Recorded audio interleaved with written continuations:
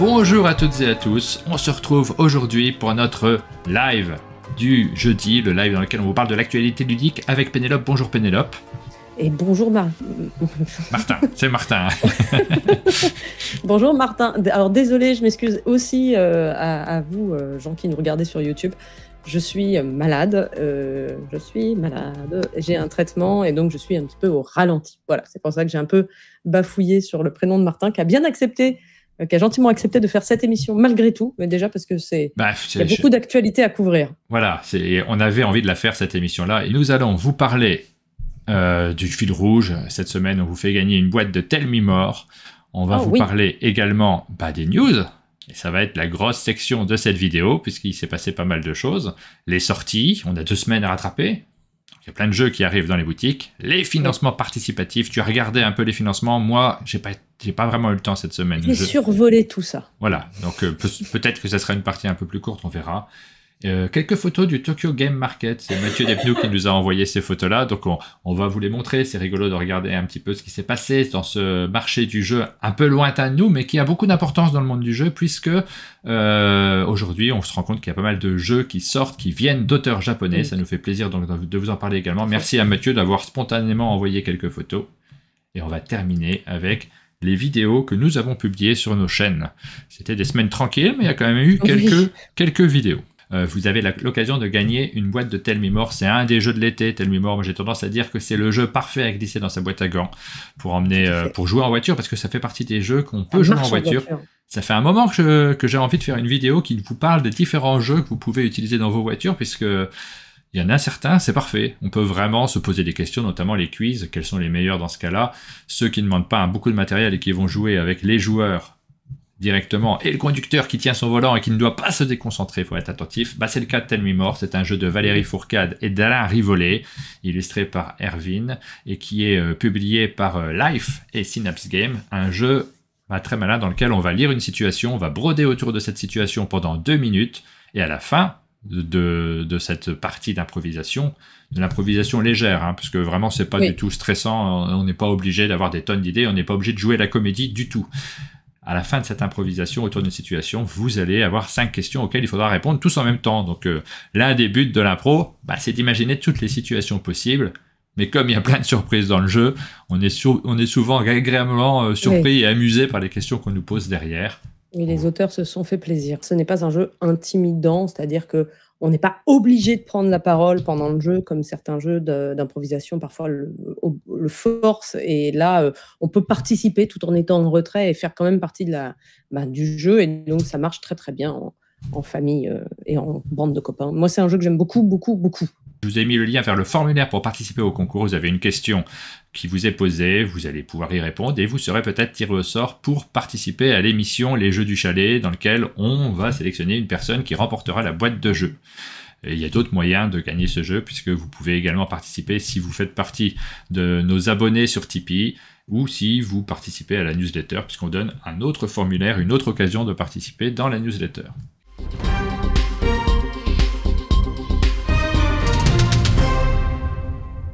Cette semaine a été annoncée la sélection du Spiel des Jahres. C'est le principal prix ludique au monde. C'est celui qui est le plus attendu parce qu'il a un poids très important, notamment sur le marché allemand. Mais les internationaux nous regardent toujours avec beaucoup d'intérêt le Spiel. On va commencer par les prix un peu plus experts. Nous avons Planet Unknown qui est sélectionné, donc on est très content, enfin à titre personnel je suis très content puisque c'est un jeu que j'aime beaucoup et je suis très content de le voir arriver également dans cette sélection. Il n'est pas encore sorti en version française, on aura l'occasion de vous en reparler, mais on vous en a déjà parlé un petit peu puisqu'il a fait partie de notre sélection du Sablier d'Or en début d'année. Il a fini très très bien classé et c'est un jeu qu'on a beaucoup vu tourner nous ce week-end. On était dans un week-end jeu et il était tout le temps installé sur les tables, il y avait toujours un joueur pour y jouer, donc je me fais pas trop d'inquiétude sur le succès à venir de ce jeu-là. Oui, le jeu au plateau de fromage, puisqu'il y a un vrai plateau tournant en 3 dimensions sur lequel il y a des polyominoes qui sont posés, ça va tourner au centre de la table. Il y a un vrai effet waouh avec ce jeu quand il arrive sur la table et ça participe beaucoup à son succès, je pense. Peut-être un jeu qui pourra figurer dans la catégorie plutôt initié de l'As d'Or l'année prochaine. On verra. C'est à cheval entre initié et expert. Là, ça serait pas étonnant. Ensuite, nous avons Iki, qui a été dans la catégorie experte, je crois, de l'Asdor. Oui. Iki, qui est un jeu de Kutu Yamada. Pas de cette année, de l'année dernière carrément. Oui, de l'année dernière. Ouais. Il y a du C'est décalage. assez drôle de le voir que maintenant au Spiel. Il y a du décalage dans les sorties, donc les jeux arrivent pas forcément en même temps en Allemagne et en France, même si les pays ne sont pas très éloignés. C'est surprenant d'ailleurs, parce que de ce fait, il y a plusieurs moments de communication. C'était en fait la réédition d'un classique Iki. Alors, et ça aussi, ça avait posé des questions, parce que c'était une réédition. Si je dis pas de bêtises, hein, oui. Oui, mais il n'était jamais paru en France, c'est le critère pour l'Asdor. Oui, voilà. Si un jeu n'est jamais paru en France, il peut être édité, et c'est pas un classique, c'est un jeu qui était très confidentiel, c'est un jeu japonais à l'origine, que les gens ne connaissaient pas grosso modo. Quelques-uns y avaient joué. Classique de la période classique. C'était pas si vieux, hein. Je crois que c'est la première édition d'Iki, c'est aux alentours de 2012, quelque chose comme ça. 2012, ouais, j'allais dire. Ensuite, il y a Challengers qui est sélectionné dans cette catégorie. Il a gagné l'Asdor initié. Donc vous voyez, il y a vraiment les bons jeux se retrouvent dans les deux sélections. C'est un jeu de Markus Slavicek et Johannes Krenner. C'est un jeu qui est publié par Zenman Games et qui remporte un grand succès. Je suis surpris qu'il arrive seulement maintenant dans la sélection allemande. À Essen, il y avait eu beaucoup de succès sur le stand aussi, parce que Essen, c'est aussi un bon moyen de prendre la température sur les jeux en Allemagne et sur leur impact, etc. Et il y avait eu un stand énorme de Challengers qui ne désemplissait pas. Je ne suis pas du tout étonnée que... En plus, pour eux, quand c'est pas très beau, c'est gage de qualité, donc ça marche assez bien. Donc voici, je ne sais pas quel est ton favori. D'après toi, quel jeu va remporter le... Moi, Challengers. Pour toi, tu penses que Challengers va remporter? Moi, mon favori, c'est Planet Unknown, sans aucun doute. Ouais. C'est vraiment le jeu que je préfère des trois. J'ai aucune hésitation là-dessus. Après, lequel va remporter? Challengers, c'est le jeu allemand de la sélection. Normalement, ça joue pas, mais quand même. Ça joue un peu. Ça joue forcément un petit peu, surtout si c'est un bon jeu. Et Challengers est vraiment innovant et vraiment surprenant. Donc moi j'aime beaucoup Planet Unknown. Je le trouve un peu plus moins innovant, moins surprenant que Challengers, qui propose quelque chose de vraiment bizarrement neuf. Hein, c'est ça qui est fou. J'entends qu'on me dise que c'est une bataille, qu'il y a beaucoup de hasard, etc. Mais ce que ça propose, c'est vraiment très très fort et assez unique en fait. De pouvoir organiser. Là, on revient d'un week-end ludique où il s'organisait des tournois de Challengers en 15 minutes, 8 personnes jouent, ça s'échange, ça crée tout de suite beaucoup d'ambiance autour de la table. Pour moi, c'est mon favori. Donc, oui. Bon, après, moi, Challenger, je trouve qu'il manque de renouvellement. Chaque partie que je fais, je trouve que ça se ressemble un petit peu quand même. Ah oui. Après, c'est un excellent candidat pour un prix ludique, puisque souvent, on ne se base pas tellement sur le renouvellement, sur le prix, on se base sur la surprise, l'étonnement d'une nouvelle mécanique à laquelle on n'est pas forcément habitué. Passons maintenant à la catégorie enfant. 3 jeux sont sélectionnés, je trouve. 3. Cocorico. Ouais, je trouve qu'il y a une excellente sélection enfant cette année. Nous avons Carla Caramel, un jeu qui n'est pas très impressionnant en termes de matériel ni de mécanique, mais qui fonctionne incroyablement bien avec les enfants, donc c'est un bon choix. Il se base sur l'univers du jeu Monsieur Carousel, qui était déjà publié par Loki. C'est un jeu qui est signé par Sarah Zarian, et il est beaucoup mieux que Monsieur Carousel, dont le matériel était très très chouette, mais en termes de mécanique, là vraiment, on a eu un petit fait pour Carla Caramel. Bonne nouvelle qu'il soit dans la sélection du Spiel. Je vois que il y a aussi moi j'ai jamais joué à ces deux jeux-là, Carla Caramel ou Gigamon. Le seul jeu auquel j'ai joué de la sélection, c'est Mysterium Kids. Je complète par Captain's Echo's Treasure, le trésor du Captain Echoes dans cette version, mais je crois que c'est Boo. C'est Boo, c'est le trésor du Capitaine Boo en version française. Donc effectivement. Et qui est un jeu de Antonin Bocara et Birchfield et qui était édité chez Libellude. Et moi, je suis contente de le voir là, sélectionné au Spiel, parce que c'est un jeu qui est assez surprenant. C'est le genre de jeu, quand on vous le pitch, on se dit il n'y a aucune chance que ça marche avec des enfants. Et puis, on le met dans la main des enfants et on se rend compte que ça fonctionne terriblement bien et qu'ils maîtrisent terriblement bien le jeu avec une idée très simple de communication avec un fantôme par le bruit, ce qui fonctionne aussi thématiquement. C'était vraiment différent de Mysterium.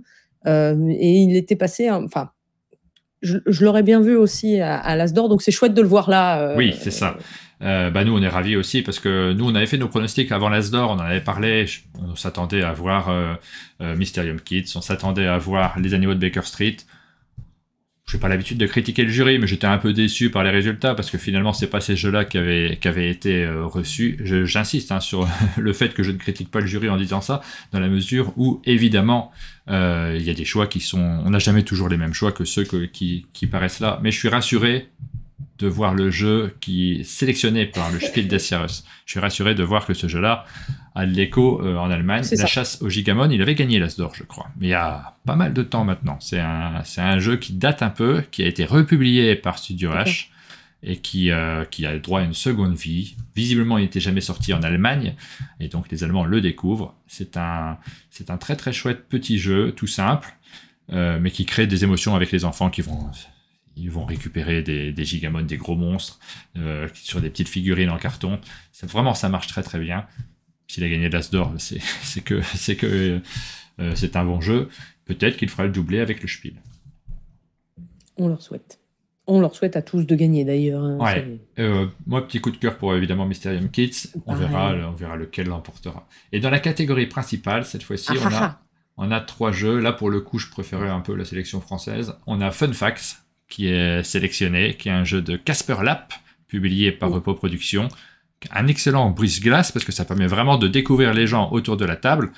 À un jeu plus commun, on va dire, en ce qui concerne le système de jeu, c'est pas d'une originalité folle. Moi, je suis assez surprise de le voir sélectionné. Pour être tout à fait honnête, je comprends que ça marche, mais je vois pas ce que ça propose de neuf, ou de vraiment intéressant, ou on ordonne dans l'ordre les... Je sais pas. Fun fact, moi, je suis pas une grande fan, je m'en suis jamais cachée. Maintenant, je comprends que ça fonctionne. Mais de là à être nommé, c'est pour moi la sélection la plus surprenante des 3 catégories. C'est leur That's Not a Hat. C'est un peu ça, ouais. Qui était sauf que That's Not a Hat avait quelque chose, effectivement, de l'OVNI qu'on n'avait pas vu venir. Et j'étais un peu perplexe. Mais là, pour le coup, j'ai un peu l'impression mais ça, on sait ce que c'est, et je vois pas ce qui se démarque, en fait. Ouais. Dorf Romantique, ensuite, est un jeu qui va arriver en France, en version française, un jeu adapté d'un jeu vidéo dans lequel on pose des tuiles pour composer son petit univers romantique. Alors, c'est son petit univers romantique, j'aime beaucoup. Le romantique m'amuse un peu, enfin, campagnard, quoi. C'est ça. Non, je sais pas si tu avais joué aux jeux vidéo. Du coup, j'ai essayé, je me suis bien ennuyé. Ah oui, c'est ça, c'est vrai, tu m'avais dit que tu t'étais ennuyé. Moi, j'ai beaucoup aimé le jeu vidéo, et ça dépend c'est le genre de jeu vidéo sur lequel on peut passer des heures. Après, moi, j'y ai passé des heures une fois, j'y retourne pas. C'est bon, j'ai compris le concept, mais je sais que c'est un jeu qui a très très bien marché. En jeu vidéo, c'est un jeu sur lequel on rajoute des tuiles de façon infinie. En fait, on fabrique un univers de façon infinie tant qu'on arrive à remplir les micro-objectifs qui nous sont présentés toutes les 30 secondes. Quoi, faire une forêt de 30 cases, hop, on finit la forêt. Ça nous propose une forêt de 50 cases, hop, il faut faire une autre forêt, jusqu'à ce que soit on n'arrive pas à remplir les objectifs, ou alors qu'il soit l'heure de manger, parce que là, allez, on va manger, ça suffit. Donc, exactement. Moi, il me manquait un peu d'enjeu sur ce jeu vidéo, parce que je ne savais pas pourquoi je faisais ça. Ah oui, c'est du zen, c'est de la construction sans limite. Le zen, ça m'énerve. L'idée, c'est de faire un record, puisque tu peux quand même perdre à un moment.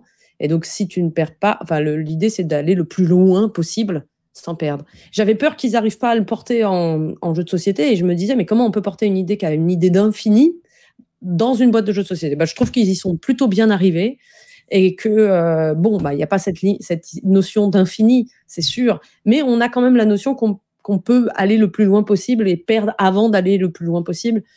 C'est un jeu qui est coopératif. On va construire cet univers en coopération en essayant de remplir les petits objectifs qui vont se présenter au fur et à mesure. C'est très malin, ça fonctionne très bien. J'avais pu y jouer à Essen, j'avais été emballée. J'avoue, par contre, je ne m'attendais pas du tout à le voir dans la sélection du Spiel. Et j'avais l'impression d'être la seule. Oui, non, mais c'est vrai que j'ai vu après que c'était dans les pronostics et tout ça, mais au moment des scènes, j'avais l'impression qu'on était assez seuls à avoir aimé le jeu, et que peu de gens... Mais bon, c'était les Français. Entre nous, il y en avait assez peu qui s'étaient intéressés au jeu, et il y avait eu par contre un sold-out, je pense quand même sur les scènes, donc les Allemands avaient bien repéré la bête. Et moi, je suis très contente que ce jeu soit sélectionné. Je pense, oui, enfin, voilà. Et le jeu qui devrait gagner, c'est non mais c'est Dorfromantik qui est favori de cette sélection, mais celui qu'on espère voir gagner, que j'espère, pardon, je vais parler à la première personne, c'est Next Station London, qui est un roll and write assez génial, moi je trouve, de Matthew Dunstan. Très réussi. Très bon roll and write. Très agréable. Alors, il paye pas de mine quand on voit les petites fiches. On trace un tracé du métro. C'est jamais très excitant, un tracé du métro en soi. Mais comme c'est hyper agréable, là, l'enjeu ne manque pas, contrairement à Dorfromantik. Je suis pas critique sur Dorfromantik dans la mesure où moi, j'y ai pas joué. J'ai juste regardé de loin. J'ai pas encore eu l'occasion d'y jouer. Je pense que ça m'intéresse plus en jeu de société qu'en jeu vidéo. Next Station, par contre, je le connais par cœur. Et de ce fait, je croise les doigts pour Blue Orange, pour Matthew Dunstan. J'espère que ce jeu-là pourra décrocher un prix et qu'il y a un prix qui s'en aille vers un roll and write, puisque je crois que c'est jamais arrivé dans les grands prix ludiques. Ben moi, je garde quand même ma petite préférence pour Dorfromantik, parce que j'ai beaucoup aimé ma partie et que ça me fait... Enfin voilà. Des trois, c'est celui auquel j'aurais le plus envie de rejouer là tout de suite maintenant. Voilà, ça c'était pour le Spiel des Jahres. Vous pouvez nous faire vos commentaires, vous pouvez faire vos pronostics dans le 16 juillet. Donc on a encore un petit peu de temps, un peu moins de 2 mois pour pouvoir en discuter tous ensemble et essayer de deviner quel jeu remportera le prix.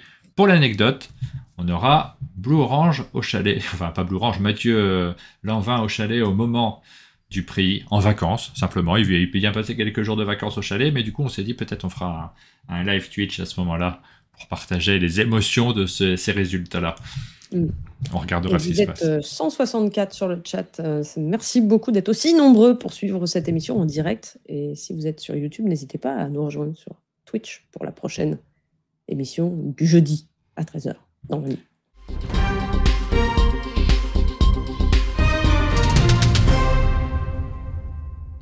On a quelques news de Trick Track, Pénélope. Alors, on a même pour le coup, on a une grosse news de Trick Track. Enfin, c'est un peu la nouvelle que moi j'avais. J'étais un peu au courant depuis des mois et j'espérais qu'on allait pouvoir en parler. Enfin, je savais que ça allait se résoudre là, enfin des mois, des semaines. On va être plus sobre. Monsieur Guillaume a publié donc un article sur Trick Track pour annoncer le devenir de Trick Track et donc ce qu'il allait advenir principalement du site internet, des vidéos et des ressources, enfin voilà, de tous les articles, etc., de tout ce qui est sur internet concernant Trick Track. Et il y avait eu plusieurs pistes. Alors dans cet article, il en profite pour faire une rétrospective de l'histoire de Trick Track avec par année, par période, donc c'est assez sympa à relire, c'est pas trop long, en plus si vous connaissez pas, ça vous permet de vous refaire tout le déroulé, et il termine en expliquant quelle est la suite de ce qui va se passer, et donc il faut savoir qu'au moment de la fin de Trick Track, plusieurs options ont été mises sur la table, et plusieurs personnes se sont positionnées pour éventuellement racheter, donner une suite, etc., etc. Et de toutes les solutions qui étaient proposées, il y en avait une qui était celle qui, je dis nous, même si je ne suis pas particulièrement de l'équipe, enfin, je n'avais pas mon mot à dire là-dedans, mais de façon générale, tous ceux qui avaient participé à Trick Track et principalement ceux qui étaient au cœur de l'histoire, c'était la solution qui leur convenait le mieux et qui leur faisait le plus plaisir et qui était la plus belle au niveau symbolique, puisqu'il s'agit en fait tout simplement de Trick-Traciens et de Trick-Traciennes, c'est-à-dire des membres du forum. Des membres actifs du forum qui, quand ils ont appris la nouvelle de Trick Track, se sont réunis en association qui reprend les rênes de Trick Track, donc le Centre numérique de ressources ludiques, le CNRL, et ils vont essayer de continuer à faire vivre, en particulier via le forum. C'est beaucoup le forum qui va continuer à exister, mais peut-être aussi, si j'ai bien compris, en lisant les fiches de jeu et faire une maintenance en fait permanente pour que le site de Trick Track soit toujours quelque chose d'existant. Donc c'est une grosse mission qui se sont données, mais nous ce qui nous plaisait, c'est que ce qui est chouette du point de vue extérieur, c'est que c'est des passionnés et des Trick-Traciens, et que du coup c'est d'une certaine façon l'histoire qui continue de s'écrire et pas le Trick Track ne va pas se fondre dans un autre organisme dans lequel il n'aurait pu exister en tant que tel. Donc voilà, Trick Track est mort, vive Trick Track. C'est les derniers mots de l'article de Monsieur Guillaume que je vous invite à lire et qui explique tout beaucoup mieux que moi Et il y a la présentation de tous les membres du CNRL dans l'article, et on les remercie. Enfin, moi, je suis super contente de cette conclusion.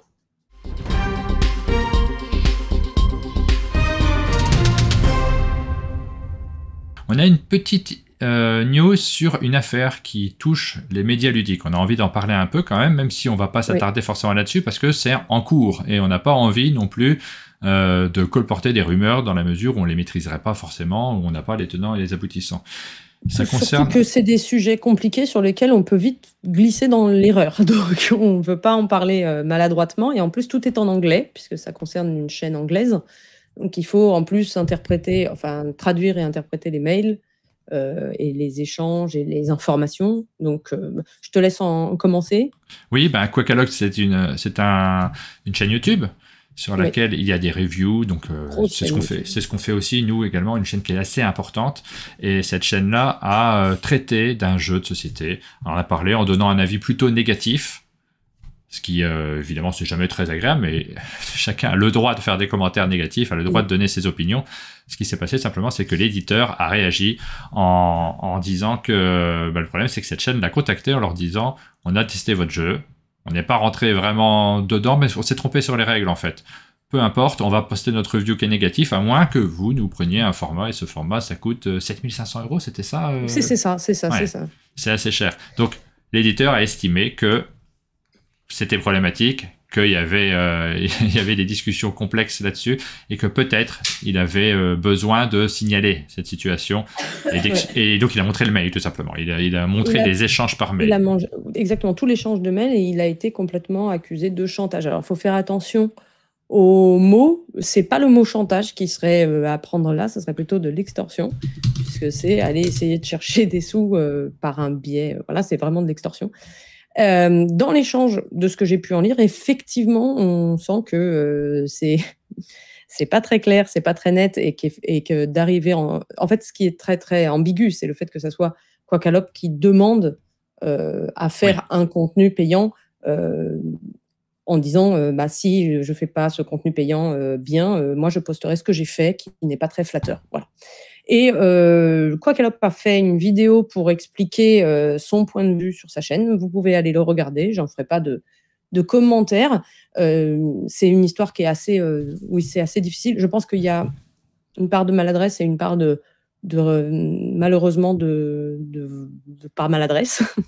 Non, mais la difficulté, c'est que l'histoire est en cours là tout de suite. Donc chacun est en train d'avancer ses arguments. Et c'est pour ça qu'on veut pas non plus... On s'est posé la question juste avant cette émission de savoir est-ce qu'on en parle déjà maintenant ou est-ce qu'on n'en parle pas. Mais c'est vraiment important pour nous dans la mesure où c'est ce qu'on fait aussi. On fait des contenus d'information, on donne parfois des avis, et ces questions-là, elles se posent tout le temps. À quel moment on peut donner notre avis, et est-ce qu'on peut être financé quand on donne notre avis par ailleurs? Ça, c'est des questions que nous, on se pose. C'est ça qui nous intéresse.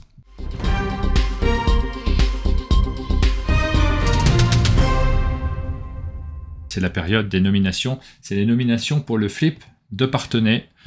Nous avons plusieurs jeux qui sont sélectionnés. Alors le Flip, c'est un festival qui a lieu chaque année à Parthenay. C'est un festival qui est assez important dans la mesure où il y a quelques festivals comme ça dans lesquels il y a beaucoup de monde qui se réunissent. Catégorie réflexion: Brigand, After Us, Rawa, Tsuro et Pagan.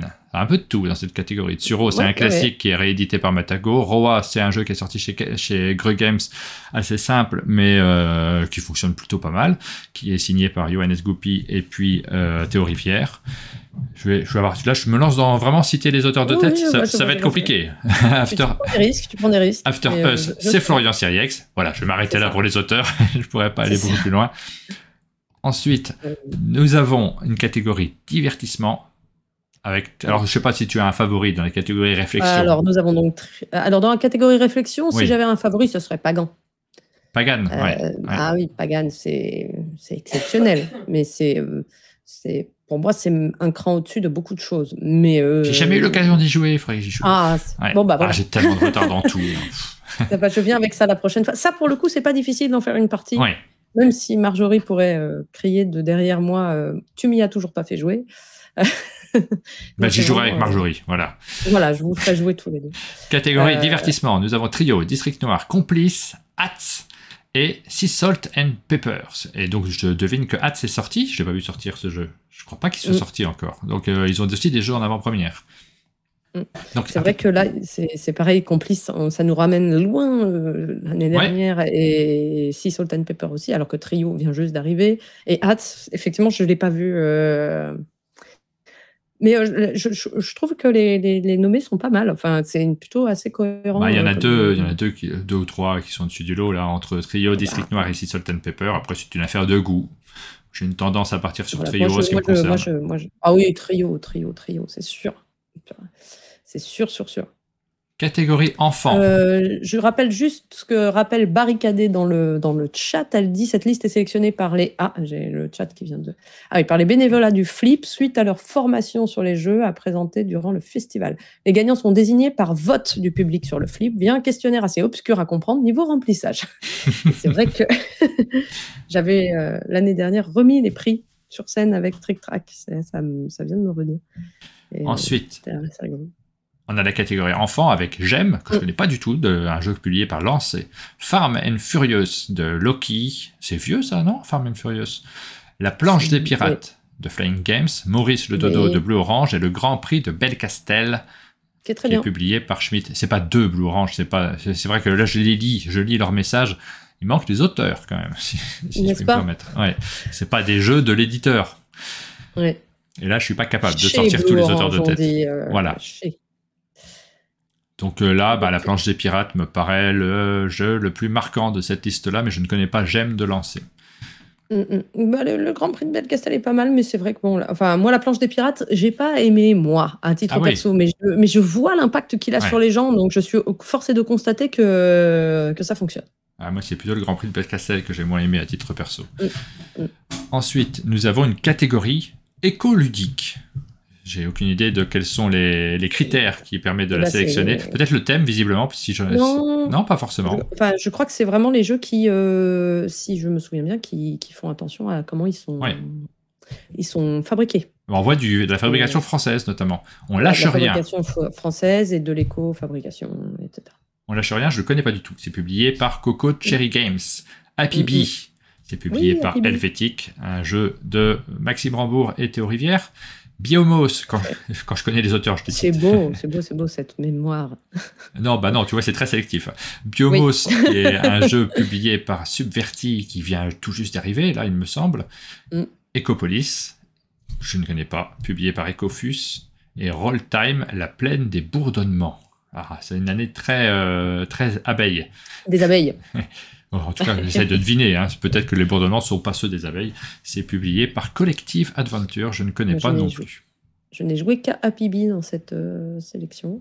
Vous avez le nom des auteurs qui sont indiqués en dessous, j'imagine, dans les images. Voilà, pour la sélection du Flip de Parthenay. C'est un festival qui compte un peu. C'est aussi l'occasion de reparler des jeux. Ça nous fait plaisir d'en parler. On relaye naturellement cette information. Yes. Et on enchaîne, donc ça c'était les petites news, on va enchaîner par les jeux qui sont annoncés, les sorties qui vont arriver. Il y a quelques news aussi importantes dans ce domaine-là, puisque, plusieurs jeux, cette semaine on avait Silex au chalet, je commençais par ça, et Silex Édition nous ont parlé du jeu qui sera adapté de la bande dessinée Donjon. Et alors c'est pas une news vraiment, puisque j'ai regardé sur leur page Facebook, ils avaient parlé de ce jeu le 16 février, je l'avais pas vu passer du tout. On n'est pas forcément branché sur la page Facebook de tous les éditeurs, donc ça nous arrive de ne pas voir les informations qui sont données. Sinon évidemment j'aurais partagé avec vous, puisque la bande dessinée Donjon, c'est une bande dessinée qui est signée par Lewis Trondheim et Johan Sfar, qui compte beaucoup, qui moi me plaît particulièrement. Je suis content d'avoir cette information-là, de voir que ce jeu va sortir, et j'ai eu l'occasion d'y jouer ces 2 derniers jours, hier plus particulièrement, j'ai eu l'occasion d'y jouer, c'est plutôt sympa. C'est il faut que je me rappelle du nom de l'auteur, c'est un jeu de Joachim Thom, qui correspond bien à l'univers, qui fait appel à quelques petits aspects qui sont légers comme dans cette bande dessinée. On suit les aventures donc des personnages, et là dans ce jeu-là, on va construire notre propre donjon en choisissant des monstres, en les plaçant aux bons endroits. Et par exemple, Herbert, le personnage principal, a une épée du destin. Si vous avez lu la bande dessinée, vous savez que il peut invoquer des anciens porteurs de l'épée, et c'est toujours la surprise. On ne sait pas ce qui va arriver. Ça amène des quiproquos. Dans ce jeu, c'est particulièrement bien rendu parce qu'il y a un tas de cartes. Je vous explique pas la mécanique, mais il y a un tas de cartes qui correspondent à l'épée du destin. Et de temps en temps, on va en retourner une et il se passe des choses, c'est rigolo. Voilà, c'est un petit jeu qui va arriver.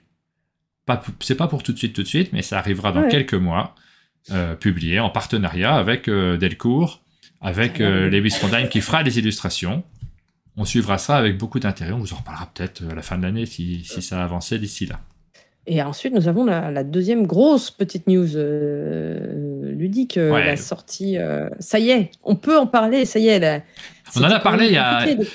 Je crois que dans la dernière vidéo news, on en a parlé de ce jeu. On a dit, c'est dingue, hein, on est au courant de certaines choses depuis des années. Je pense que c'est des années, en fait. Moi, je crois que ça fait 2 ans que je suis au courant de ça. Et la presse, elle est extrêmement... elle est sage, elle ne dit pas les choses. Quand on leur a dit, c'est pas pour maintenant d'en parler... C'est ça. Moi, ça me soulage de savoir que je vais enfin pouvoir en parler parce que je suis pas très bonne à garder des secrets, faut être quand même honnête. Quoique je me prouve là que je peux. On savait ça depuis des mois. Là, on n'a pas dit ce soir, on va montrer quand même. Hein. Non, c'est l'annonce de la sortie à venir d'un jeu autour de l'univers des aventuriers du rail. Mais alors, sans en dire plus, regardez la vidéo. Vous voyez un plateau sur lequel on n'a pas tous les éléments au début de la partie qui va être découvert au fur et à mesure. Donc là, on se dit, ah bah oui, il y a évidemment... il y a évidemment l'auteur qui a annoncé Alan Moore, mais il y a également Matt Leacock qui rentre en jeu sur cette nouvelle adaptation. Et puis Rob Daviau. Et Rob Daviau, on le connaît bien, Matt Leacock et Rob Daviau, c'est Pandémie Legacy. Pandémie Legacy. Voilà, c'est Pandémie Legacy. Donc on va avoir une version Legacy des Aventuriers du Rail qui va arriver à l'automne. De ceux qui ont joué à ce jeu, qui ont pu tester, ils nous disent déjà que c'est le meilleur Legacy auquel ils n'ont jamais joué. C'est des copains qui me disent ça, donc j'ai tendance à leur faire confiance. Moi, c'est un copain, François. Et moi, il a joué à Pandémie Legacy, François? Je crois bien, il y a 2 ans, à l'époque du proto. Ouais, et moi j'ai hyper hâte de jouer parce que Pandémie, j'ai une histoire assez...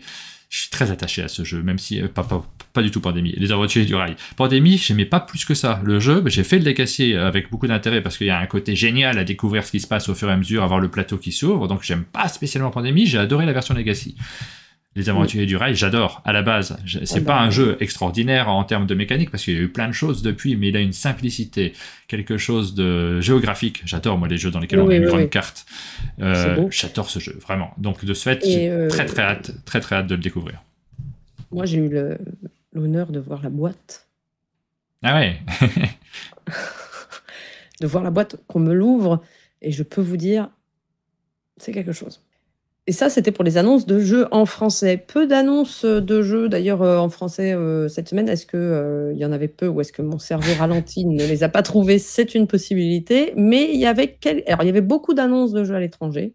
Pour le coup, comme je voulais pas que l'émission dure 3h30, j'ai fait une sélection pour un petit peu déblayer ça. Donc, on va commencer un peu dans le désordre parce que je n'ai pas de timeline là-dessus, mais on va commencer avec Spectral. Spectral, déjà je l'ai sélectionné parce qu'il est illustré par Koenji Moria et il est très très beau. C'est un jeu de Ryan Courtney qui est aussi l'auteur de Pipeline, qui est un jeu auquel je n'ai pas pu jouer mais qui avait eu des retours plutôt positifs, et c'est un jeu de déduction et d'horreur dans lequel on va rentrer dans un manoir où on va aller chercher des informations qu'on ne va pas donner aux autres, bien sûr, puisque c'est un jeu compétitif. On rentre dans un manoir et on va essayer de trouver des infos et de ressortir du manoir en ayant récupéré le plus possible de trésors. Ça a l'air assez original. Ça peut être le genre de jeu avec une couverture absolument magnifique qui vend du rêve, etc. Puis à la fin, on a un truc qui est un jeu de déduction assez simple avec des feuilles à voir, parce que là, il n'y a que la couverture du jeu. Mais le thème est quand même assez sympa et la couverture fait envie. Et les jeux de déduction, j'aime bien. Il y a aussi une partie, alors dans la description de Board Game Geek, on voit qu'il y a du bluff et de l'enchère. On verra ce que ça donne. Voilà, ça c'est Spectral, et ça serait pour 2024 et chez Bitewing Games pour le moment. Le jeu suivant, alors là c'est Planta Nubo et c'est chez The Game Builders. Et alors là c'est l'association de 3 auteurs, Michael Keller et Andreas Ondendal qui sont derrière La Granja, si je ne dis pas de bêtises, et Uwe Rosenberg Donc là, des pointures. Belle couverture aussi. Je suis allée regarder de près les détails. Elle est plutôt assez jolie. C'est un jeu dans lequel on est... Alors, ça va être du placement d'ouvriers et du placement de tuiles, si j'en crois la description. Bon, le thème me fait un peu peur parce qu'on est post-apo, l'univers, c'est bien sûr, ça ne va plus du tout parce que la pollution, tout ça. On va développer des nouvelles technologies et exploiter de nouvelles énergies vertes, etc. Le gagnant, c'est celui qui produit le plus d'oxygène. Ça, au moins, c'est simple à comprendre. Et c'est des jeux environnementaux, enfin, comme on dit, agriculture environnementale, on va dire. Le jeu suivant, c'est Luthier, Oui. chez Paverson Games. C'est de Dave Beck qui a fait un jeu qui a fait bien parler de lui récemment, ce qui est Distilled. Alors là, on n'a même pas d'image. Hein. Donc là, là, on voit le titre. Le titre du jeu, en gros. On voit le titre. Mais l'art des instruments, on va fabriquer des violons, j'imagine. C'est quand même bien un violon. Tout à fait. Violon dessiné par Vincent Dutray. Alors, voilà, alors c'est ce que j'allais dire quand même. On voit sur l'image de gauche que c'est Vincent Dutray qui sera l'illustrateur de ce jeu. Alors, ce qui est marrant, c'est que cette image, moi, m'a rappelé furieusement celle de un peu Lacrimosa, l'ambiance, oui. Et aussi, dans le style de Vincent Dutray. Et donc, l'auteur Dave Beck est l'auteur de Distilled, qui est donc le jeu dans lequel on fabrique de l'alcool, qui va sortir bientôt chez Matago, si je ne dis pas de bêtises, qui est sorti chez Matago. Oh là là, tout va trop vite. Et qui apparemment a très très bonne réputation. J'ai très très très envie d'y jouer et ça a fait du bruit. Et donc, Luthier, nous allons fabriquer des instruments de musique. On va essayer moi, c'est le genre de jeu autour de la musique que je préfère parce que là, on voit comment on peut construire une mécanique autour c'est du placement d'ouvriers. On va aller chercher, j'imagine, des ressources. Il y a une partie encore d'enchères, donc peut-être qu'il va falloir enchérir pour pouvoir récupérer les bonnes ressources pour faire le super violon pour le super client qui sera Jean-Sébastien Bach ou que sais-je. Et non, sur le thème, c'est assez sympa. Moi, ça me donne envie d'essayer également. Le jeu suivant s'appelle Fled. C'est celui avec la plus belle couverture. Je suis pas convaincu. Hein. Je vous montre ça tout de suite. Quand même. Un jeu de Mark Swanson. Mark Swanson, illustré. Vraiment, vraiment, c'est beau. Par Clemens Franz. Écoute, c'est horrible, mais c'est toujours mieux qu'une IA. C'est Clemens Franz qui a fait ça. Oui, c'est Clemens Franz. Écoute, c'est ce qui est écrit. Donc, je le prends. Non, là, c'est vraiment pas joli. Alors, remarque, avouons que les petites tuiles et les petits meeples, c'est beaucoup plus mignon. Mais non, mais c'est pas possible. C'est pas Clemens Franz. Là, c'est n'importe quoi. Je suis perplexe. Dans la description BGG, c'est pourtant bien son nom qui est écrit. Alors, Mon fils dessine beaucoup mieux. Hein. J'aime bien le thème de ce jeu. En fait, c'est la famine en Irlande, la famine des pommes de terre, qui avait transformé pas mal de gens en petits voleurs. C'est-à-dire qu'on était obligé de voler pour subvenir à ses besoins. Et beaucoup se retrouvaient en prison. Là, on est dans les murs de la Spike Island Prison et on est un voleur de patates. En gros, c'est un peu ça l'idée. Et on va essayer de s'échapper en scorant le maximum de points, en essayant de s'échapper de la prison. Alors, pourquoi j'attire l'attention sur ce jeu ? Parce que Mark K. Swanson, c'est l'auteur de Feu Doom. Ah oui.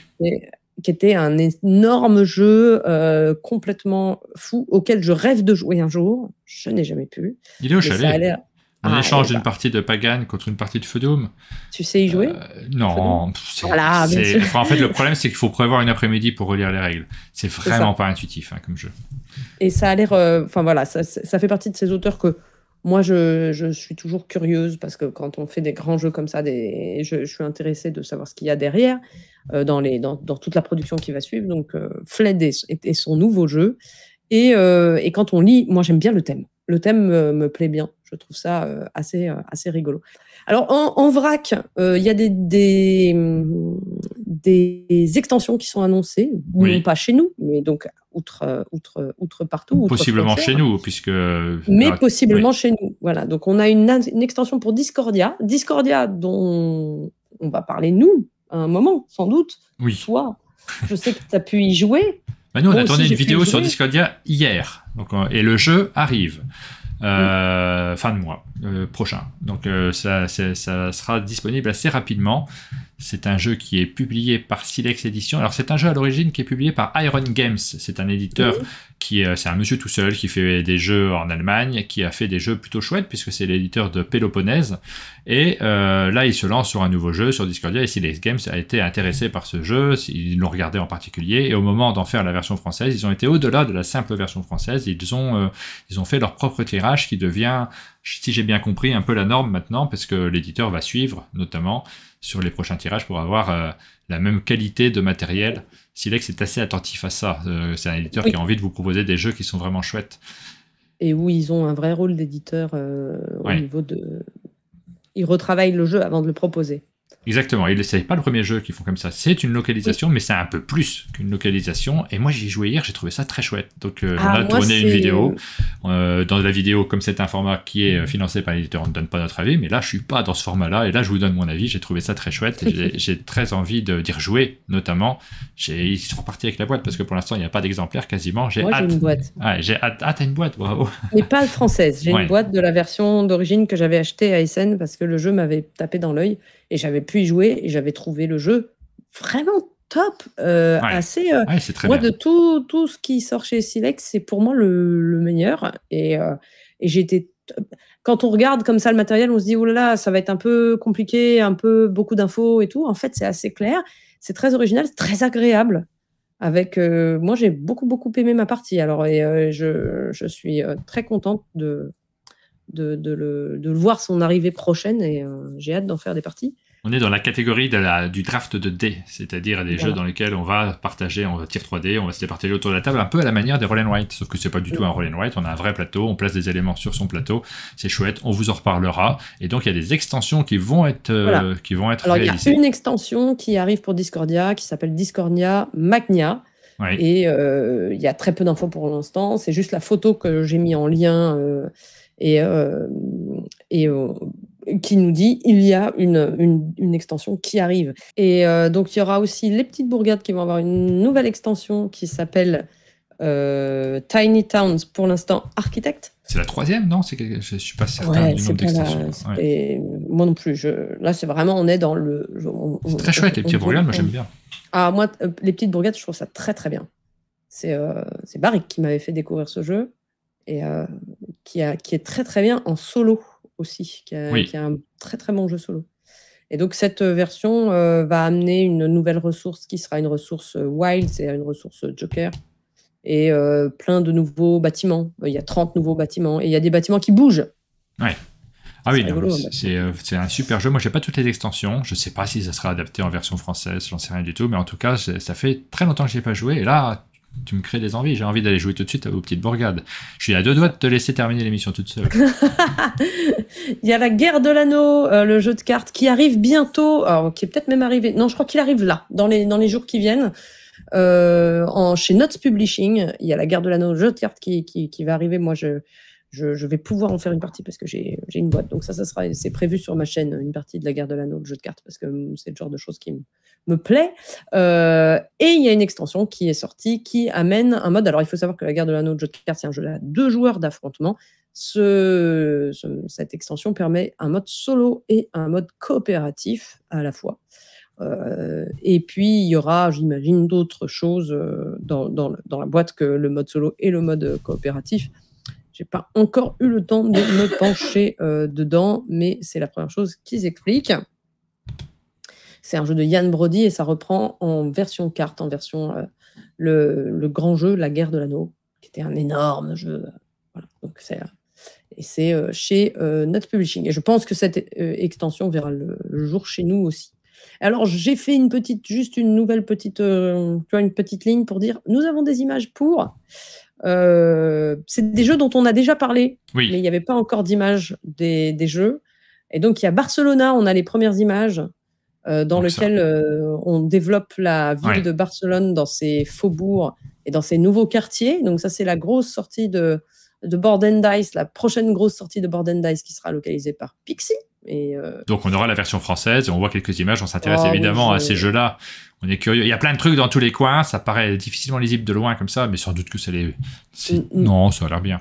Ça a l'air bien. mal. Ça a l'air bien à l'œil comme ça. L'œil de l'expert dit que ça me va, moi.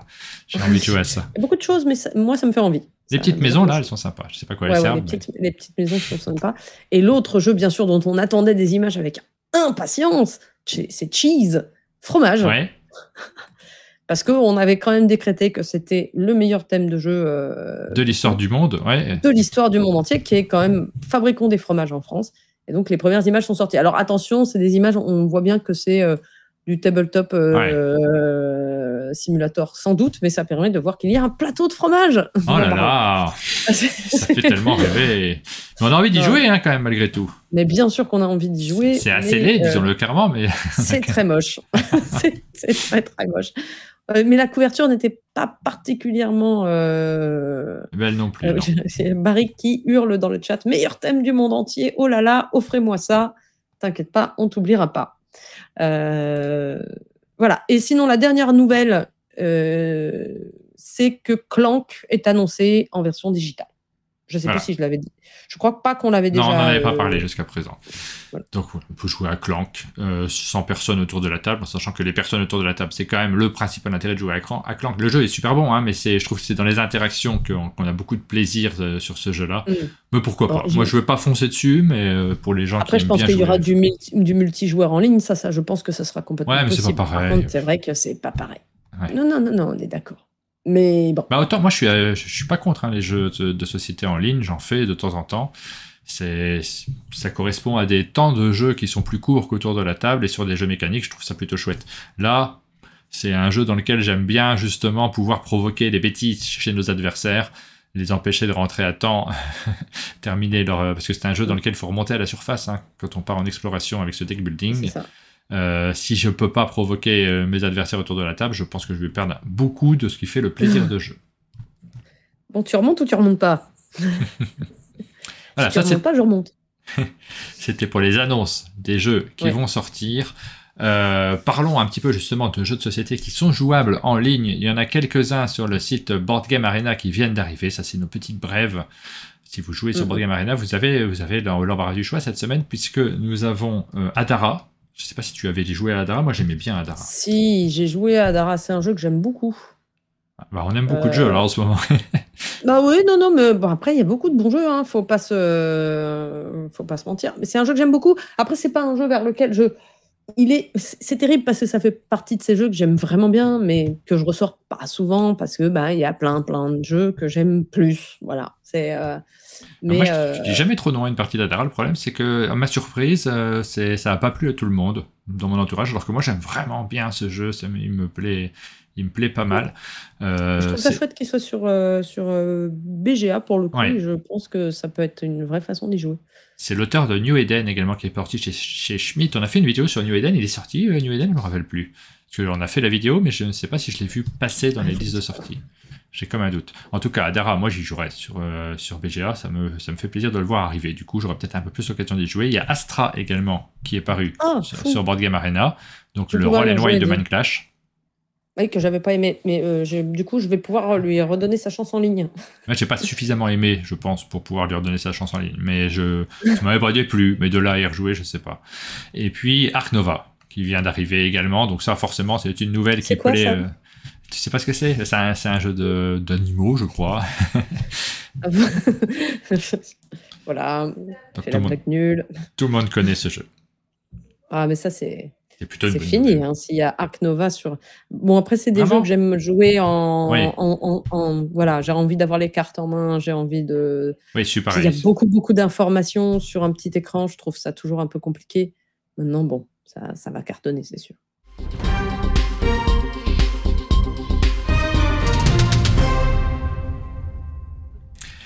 Parmi les festivals qui auront lieu le week-end qui arrive, là, juste là, il y en a plein, parce qu'on est dans la période des festivals, c'est le printemps, on a envie de sortir, on a envie de se balader. J'allais dire plein, il n'y en a pas beaucoup. Quand même, 2 pages. Alors, vous avez le choix entre, si vous habitez vers Cahors, de participer au festival L'Envol du Phénix, très joli nom. Ok, alors là, par contre, le 27 mai, il y a écrit Fête mondiale du jeu dans toute la France, donc Oui, j'imagine que c'est la c'est fête mondiale du jeu, c'est pas un un festival. truc qui sert à rien, mais enfin, je Ouais, sais pas s'il y a ok. des initiatives qui sont faites autour de ça. À Mm. Blanzac, nous avons le festival du jeu de Blanzac. Voilà, à Grain-en-Ville, dans le 50, nous avons le festival Chasse-Party. C'est mignon, ça. Le Festijoc à Verfeil-sur-Seille, dans le 82. Magnifique visuel. Des dalles et des jeux à Dalles, dans le 25. Ah, J'aime ça, bien. c'est pas loin de chez moi, a priori. Le festival du jeu de Juvisy-sur-Orge, 91. Ouais. La fête du jeu de Chazelles, à Chazelles, dans le 16. Le festival du jeu de Porcheville, dans le 78. Ils auraient pu faire un petit cochon. Fête du jeu, fête du jeu en pays Xarnégu, à Bidache, dans le 64. Bidache, dans le 64. Moi, j'ai envie d'habiter à Bidache. Choc en jeu, un festival à Choconin, Neuf-Montier, on apprend des villes. 77, il y a pas mal de festivals, c'est région parisienne, tout ça. Oui, 77, en général, c'est des tout petits festivals, mais parfois, il y a des passionnés qui viennent avec leur boîte et on peut jouer à des trucs assez sympas. La fête du jeu de Laval, qui sera peut-être un peu plus conséquent, dans le 53. Et on termine avec Saint-Médard-en-Jalles qui fait également une fête du jeu. C'est dans le 33, vous avez le choix. Vous pouvez aller sur plein de festivals. A priori, moi, je vais pas en faire ce week-end. Je vais me reposer un petit peu. On en a fait pas mal ces derniers temps. Donc, c'est pas mal aussi de rester chez soi tranquillement pour jouer dans d'autres situations.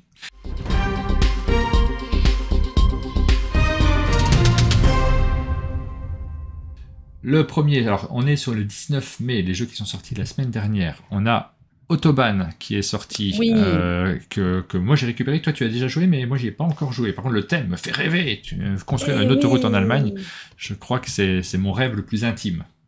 Eh ben non mais j'en ai fait une partie, alors oui c'est effectivement tu développes le réseau autoroutier en Allemagne, ce qui est assez intéressant c'est que tu le développes sur 3 aires après la Deuxième Guerre mondiale jusqu'à la réunification, enfin jusqu'à donc au début, tu n'as pas accès en fait à l'Est allemand, tu n'as accès qu'à l'Ouest allemand et puis tu vas pouvoir te développer dans l'Est Allemagne au moment de la réunification et de la chute du mur. Et ça, c'était intéressant de mêler ça. Et puis, tu as vraiment tout un truc avec des petits camions que tu vas faire rouler et que tu vas sur des autoroutes que tu vas construire. Il y a un système d'action qui n'est pas si compliqué. J'ai juste un problème avec ce jeu. J'ai fait une partie et le problème, c'est que le début de partie, la première manche, je trouve ça assez génial et je trouve que tout s'imbrique bien. Mais c'est un jeu à bonus. C'est un jeu à bonus excessif, c'est-à-dire qu'au deuxième, troisième manche, ça part dans des circonvolutions de bonus dans toutes les directions qui m'ont complètement perdu et qui font que je n'ai même pas eu tout à fait envie de finir le jeu à un moment et j'ai même pas scoré parce que ça allait trop loin. Et ça, je pense qu'il y a des jeux qui font cette erreur de trop mettre de choses et de trop surcharger et à un moment, on perd l'épure et c'est trop long. Tu as fait une vidéo sur ce jeu. Est-ce que elle sera sur YouTube, celle-là ? Alors, normalement, oui. J'avoue que d'avoir été malade fait que j'ai pris du retard dans toutes mes publications. Il faut que je m'en occupe, mais normalement, elle sera sur YouTube. Ouais. Et je l'ai mal prononcée, donc je vais me faire disputer par elle tout à l'heure parce qu'elle me reprend. Sur Twitch. Elle me reprend à chaque fois parce que c'est vrai que souvent on prononce mal les mots en anglais. Et là, vous le voyez tous, en allemand, c'est pas Autobahn, c'est je sais pas comment. Autobahn. Autobahn. C'est un jeu de Fabio Lopiano et Nestore Mangone, c'est des Italiens. Et qui est un bon jeu, mais ouais. Moi, j'ai pas encore joué, donc il faudrait que j'y joue. Et puis, c'est 2-3 heures vraiment la partie ? Moi, j'ai fait une partie à 2, on était à 2 heures, oui. Ouais, 2 heures quand même, ouais. Faut les prévoir. Crazy, ça prend du temps de découvrir tous ces jeux-là. Oui.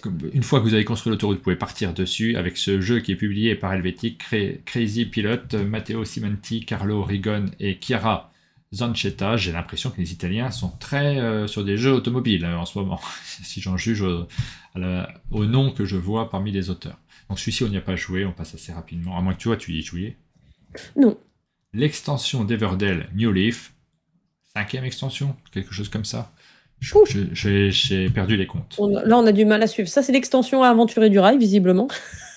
Peut-être, ouais. Alors, des petites extensions, là, je passe tout de suite très vite dessus. Des nouvelles figurines pour Légion. La Guerre de l'Anneau, le jeu de cartes, on en a parlé. C'est le jeu de Yann Brodier. Donc, c'est sorti la semaine dernière. C'est ça. On nous annonce 2-3 heures de jeu. C'est... Ah oui, non, mais c'est du gros jeu. Hein. Ah ouais. On est sur du gros jeu. Alors, j'ai dit 2 joueurs, mais en fait, c'est 2-4 joueurs. Mais c'est soit 2 joueurs, soit 2 à équipe, je crois, si je dis pas de bêtises. Il faudrait que je vérifie ça.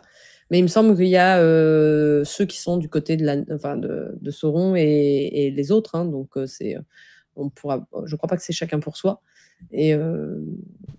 Et effectivement, mais là, il faut que j'ai la boîte, il faut que je me fasse les règles, il faut que je joue. Moi, ça m'attire beaucoup parce que même s'il y a 2-3 heures de jeu, comme c'est qu'un jeu de cartes, ça ne s'installe pas en 2-3 heures, et c'est un jeu qui a une certaine profondeur, je pense, plus qu'une très longue règle est mise en place. Donc mais je vous en dirai plus quand j'y aurai joué.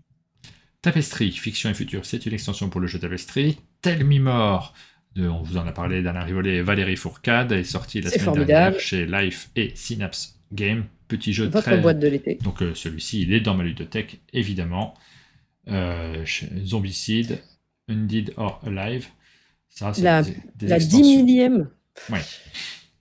Alors, je m'y retrouve pas, moi. Il y a beaucoup de choses qui s'appellent Zombicide. Il y a plein de versions différentes. Là, c'est une version un peu... Est-ce que c'est un peu western? J'ai l'impression quand même si je regarde les illustrations. Oui, c'est western zombie. En jeu de rôle, on a l'appel de Cthulhu, Farce Macabre. Ça, c'est un jeu de rôle. Voilà, pour les jeux qui sont sortis la semaine dernière.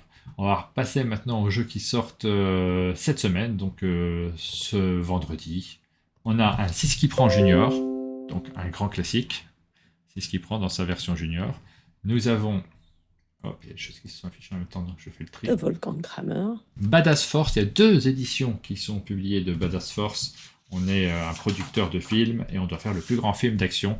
En ce moment, on a pas mal de jeux sur le cinéma qui sortent parce qu'il y a un petit événement, il y a un petit festival qui se tient, donc je pense que c'est un peu lié. Je ne sais pas si ça génère des ventes. Il y a de l'humour aussi dans ce Badass Force, bien sûr. C'est assez, il y a du second degré, c'est de la blague. C'est dans la lignée de ce qui est édité chez Don't Panic Games. Donc il y a 2 versions, édition DVD et d'édition VHS. C'est rigolo. J'aime bien ça, les différentes éditions, c'est sympa. On a Bahamas, Braquage de haut vol, un jeu de Nicolas Normandon qui sort chez Matago, et c'est l'extension. J'ai l'impression que la couverture n'est pas très différente du jeu de base. C'est la Big Box. Je veux dire, c'est pas la Big Box, mais c'est la boîte qui comprend le jeu et l'extension, et c'est une réédition de Bahamas, auquel je n'ai jamais joué, mais quand j'ai lu le pitch, je me suis dit, j'ai très envie de jouer à ça. Oui, c'était plutôt sympathique. C'est un jeu d'ambiance dans lequel on se fait des mauvais coups, il y a du bluff, il y a matière à être fourbe avec ses partenaires de jeu. Ça fait longtemps que je n'y ai pas joué, donc je m'en souviens plus très très bien, il faudrait que j'y rejoue. J'aime beaucoup l'illustration de Pierre sur la boîte. Black Orchestra, un jeu de Philippe Dubarry, celui-ci je ne le connais pas du tout, c'est Starling qui fait ça. Starling, c'est l'éditeur de Everdell, justement. Ouais. Bah là, on n'est pas du tout dans du Everdell. Ouais. On est sur un jeu coopératif dans lequel nous sommes l'équipe de personnes qui ont tenté d'assassiner Hitler. Donc c'est le complot qui a essayé d'assassiner Hitler. Et là, c'est un coopératif. Et c'est coopératif et on va essayer d'arriver à assassiner Hitler. Je crois que c'est vraiment ça l'idée, sauf que bien sûr, ça ne va pas être simple. Ça n'a pas marché dans la vraie vie, mais c'est une histoire vraie. C'est un jeu historique qui est très dur, très sérieux.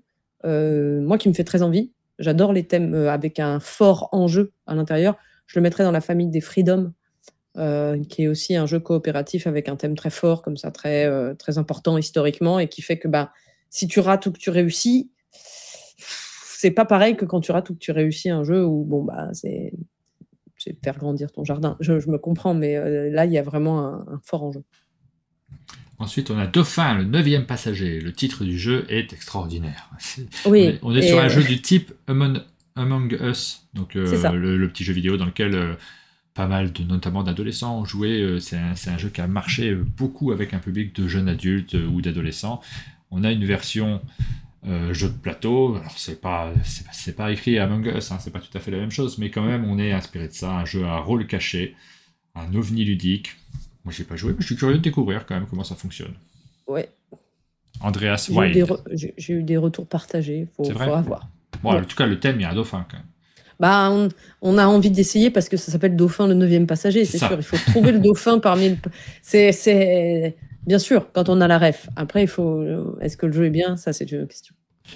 Je vous ai dit qu'il y avait un festival du film qui a lieu en ce moment et il y a des jeux sur le cinéma qui sortent. Alors celui-ci, il a une particularité, c'est qu'on a un peu Tom Vuorchek en couverture du jeu, mais pas du tout au dessin. C'est un illustrateur que l'on connaît bien, Tom Vuorchek, c'est l'auteur aussi de Jungle Speed. Mais là, On s'est servi de de son physique pour faire la couverture du jeu. Ah. C'est assez marrant. Ça m'a fait plaisir de voir ça. Et c'était un jeu coopératif dans lequel on va essayer de monter un film et sans communiquer. Alors le thème permet d'avoir une belle vignette, une boîte plutôt sympathique, mais c'est vraiment un jeu de mécanique derrière avec des cartes numérotées qu'on va essayer de replacer dans le bon ordre. J'ai trouvé ça plutôt sympathique, mais assez éloigné mécaniquement du thème du jeu. La mort aux trousses, c'est un jeu de Scott Helms. Là aussi, on a le jeu de base et une extension qui sort. On est dans la catégorie des séries héros solo, c'est-à-dire des jeux solo dans lesquels il y a une petite histoire à lire. Et derrière... La mort aux trousses, moi, il me fait bien envie. J'aime beaucoup l'idée derrière. Et j'aime beaucoup le côté... en fait, ça me rappelle un peu le pitch de comment il s'appelle, de Galaxy Trucker, où tu fabriques tu fabriques ta voiture, tu fabriques ton vaisseau, puis après tu pars et tu t'en prends plein la figure, et le but c'est de résister le plus longtemps possible aux agressions. J'aime beaucoup l'idée. C'était un peu le cas de Warp's Edge, qui était un jeu également dans cette série-là de héros solo dans lequel on fabriquait son vaisseau spatial. Là, pour le coup, on l'équipait. On a un univers à la Mad Max. Je pense qu'on pourrait faire une vidéo sur tous les jeux qui se basent sur un univers à la Mad Max. Oui. Ensuite, nous avons Les Royaumes Sauvages qui sort ce vendredi, qu'on a joué, qu'on a présenté dans la vidéo Les Jeux de Chalet. Si vous regardez la dernière vidéo qu'on a publiée, on est en retard d'ailleurs cette semaine, on n'a pas encore diffusé la vidéo. C'était compliqué de faire tous les formats habituels cette semaine, donc du coup, tant pis, ça arrivera un peu plus tard, c'est pas grave, vous l'aurez, mais pas aujourd'hui. Royaume Sauvage, c'est un jeu de Steven Aramini, un jeu de cartes assez malin dans lequel il y a de la majo et pas mal de petites mécaniques qui nous ont bien plu.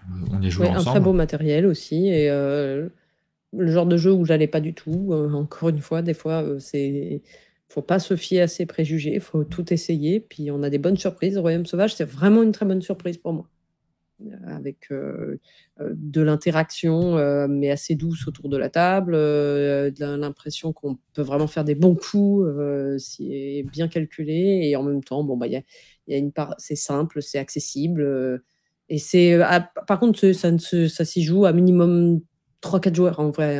Il se joue à partir de 1 joueur. Mais... Non, mais même à 2, je pense que ça n'a pas grand intérêt. Donc un nouveau jeu de Clank & Co, je crois que c'est le 3e de la gamme. Il y a eu Mission Pas Possible.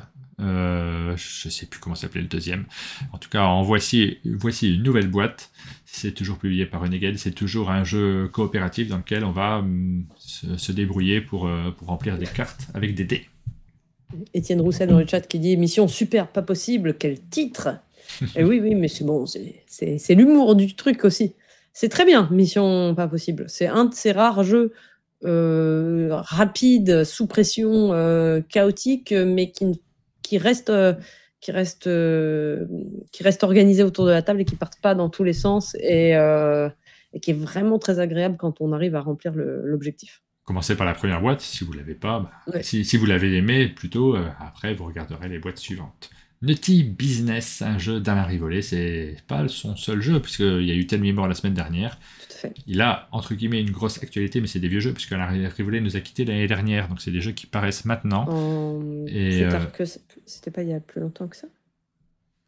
Peut-être c'était il y a plus longtemps. Ah oui, parce que l'année dernière, c'était... Alors je sais plus, mais ça fait un petit moment, effectivement. Je crois que c'était en 2019.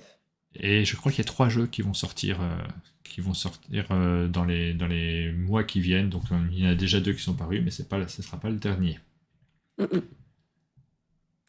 Ensuite, The Lost Code, un jeu de déduction de Léo Colovini, illustré par Miguel Combra et publié par Morito Studio, distribué par Ludistri.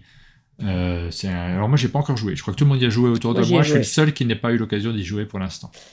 Moi, j'ai un avis très mitigé sur ce jeu, parce que, premier jeu, moi, je trouve que le matos est absolument superbe et que ça donne très envie d'y jouer avec toutes ces roues crantées et qu'on a envie de manipuler. Et c'est vraiment le genre de jeu qu'on pose sur une table et auquel on a envie de jouer. J'adore les jeux de déduction. Je trouve qu'il y avait une bonne idée derrière, qui est qu'on fait du pari en faisant des déductions sur des amplitudes, en fait. C'est pas je pense que c'est le 2, c'est je pense que c'est de 1 à 6, et plus notre amplitude est grande, moins on marque de points, et plus elle est petite, plus on marque de points. Enfin, il y a un petit truc comme ça. Sauf que le truc qui me rend quand même moi, le sentiment que j'ai dans ce jeu qui m'est désagréable, c'est que le but du jeu n'est pas de trouver une combinaison, mais de marquer des points, et qu'on marque ces points en fonction de l'amplitude qu'on choisit, et que du coup, des fois, vous pouvez trouver votre combinaison à 3 tours de la fin, mais continuer de jouer en misant sur la plus petite amplitude et juste en disant moi je pense que ma réponse c'est ça, pour marquer des points et marquer un maximum de points. Je trouve ça très très bizarre comme sensation, un jeu de déduction où le but est de marquer des points et pas de trouver la solution du code qu'on est en train de chercher. Ce qui fait que des fois même, on aurait tendance à ne pas vouloir trouver le résultat pour marquer plus de points, ce qui pour moi est pas du tout naturel et il est un petit peu contre-productif. Mais ça, c'est ma vision. On a Serval Wolverine qui nous dit que Mission Impossible, c'est pas le 3e, c'est le 2e opus. J'ai dû me mélanger. J'ai pas osé le dire parce que j'ai pensé. Oui, parce que c'est pour ça que je cherchais le 2e nom, mais en fait, j'ai dû le voir passer en version anglaise, j'imagine, peut-être. Oui. Et puis, il y a quelques mois, et du coup, ça me paraissait être le 3e. Timeline Twist. Alors là, on a un jeu de cartes coopératif qui est signé par Corey Konietzka et Fred Henry. On connaissait le Timeline. Là, on a un nouveau jeu dans cet univers-là, enfin avec cette mécanique, qui sort en 2 versions. Il y a la version... j'ai oublié les noms parce que là, mon logiciel m'a écrasé la 2e version. Je crois que c'est Pop de mémoire. On a Timeline Twist et Timeline Twist Pop. Il faudra qu'on découvre ça sort cette semaine, je ne connais pas du tout, je ne sais pas quelle est la nouveauté de ce jeu-là. Witchstone Full Moon, c'est une extension pour le jeu de Rainer Knizia, qui est publié que je suis le seul à aimer. Ah bon? Non, un jeu compliqué de Rainer Knizia, c'est complexe. Non, pas complexe. Non, c'est juste plein de pistes. Enfin, je veux dire, c'est un jeu, c'est une salade de points. C'est un jeu de Rainer Knizia, mais ça ressemble à du Stefan Feld. D'accord. C'est-à-dire que c'est une grosse salade de points, on va pouvoir marquer des points partout. Ce que ça a être Knizia, c'est le système central du jeu. On récupère des tuiles pour faire pour les mettre dans notre chaudron personnel, et quand elles connectent avec les mêmes, c'est des petites tuiles d'ingrédients, et quand ils connectent aux autres ingrédients de même sorte dans le chaudron, ça nous fait faire l'action correspondante à l'ingrédient le nombre de fois que cet ingrédient se répète. Et donc il y a plein de zones sur le plateau où on va avancer sur plein de pistes, etc. Mais c'est juste de la salade de points, et Marjo et moi on aime beaucoup Witchstone, même s'il est de notre point de vue pas le plus joli jeu du monde. C'est un bon Knizia de salade de points.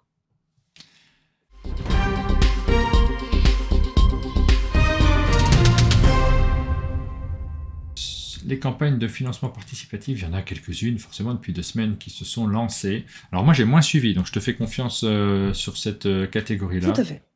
Là, ça sera pareil, on va survoler. Alors, premier financement participatif dont on va parler, c'est les copains. Mais oui. En tout cas, c'est, je sais pas si, je crois que tu les connais, les Enjoy. Ah, je les aime pas du tout.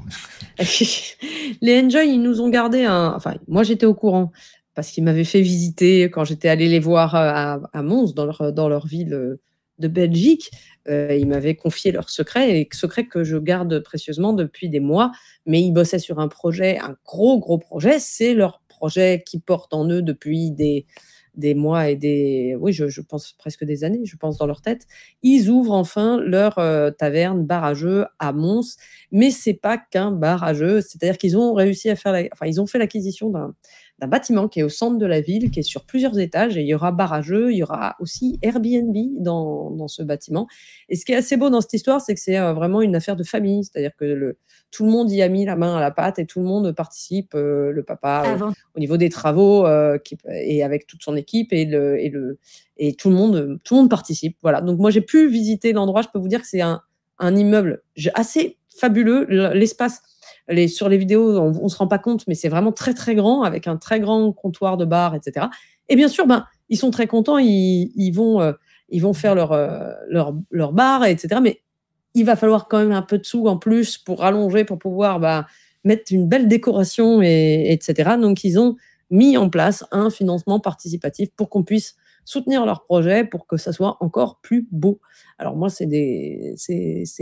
vraiment d'avoir vu l'endroit, je peux vous dire que ça risque d'être assez phénoménal s'ils vont au bout de leurs idées, mais ils sont assez impressionnants parce que ils sont jeunes, et ils sont pleins d'énergie et d'enthousiasme, et ils sont assez impressionnants de la façon dont ils mènent tous leurs projets assez loin.